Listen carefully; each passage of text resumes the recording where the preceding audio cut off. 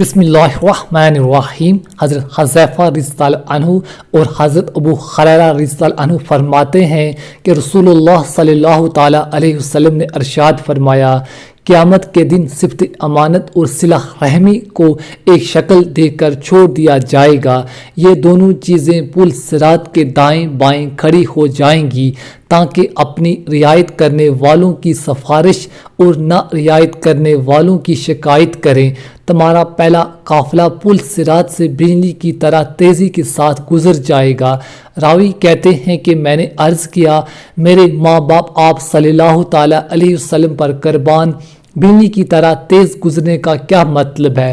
آپ صلی اللہ تعالیٰ علیہ وسلم نے ارشاد فرمایا، کیا تم نے بجلی کو نہیں دیکھا کہ کس طرح پل بھر میں گزر کر لوٹ جاتی ہے؟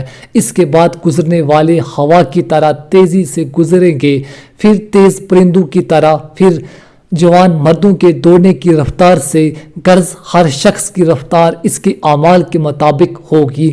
اور تمہارے نبی صلی اللہ تعالیٰ علیہ وسلم پل صراط پر کھڑے ہو کر کہہ رہے ہوں گے، اے میرے رب، ان کو سلامتی سے گزار دیجئے، ان کو سلامتی سے گزار دیجئے۔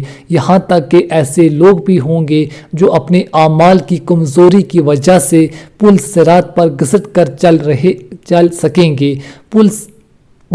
پل صراط کے دونوں طرف لوہے کے کنکڑے لٹکے ہوئے ہوں گے، جس کے بارے میں حکم دیا جائے گا وہ اس کو پکڑ لیں گے۔ بعض لوگوں کو ان کنکڑوں کی وجہ سے صرف خروش آئے گی اور وہ نجات پا جائیں گے، اور بعض جہنم میں دھکیل دیے جائیں گے۔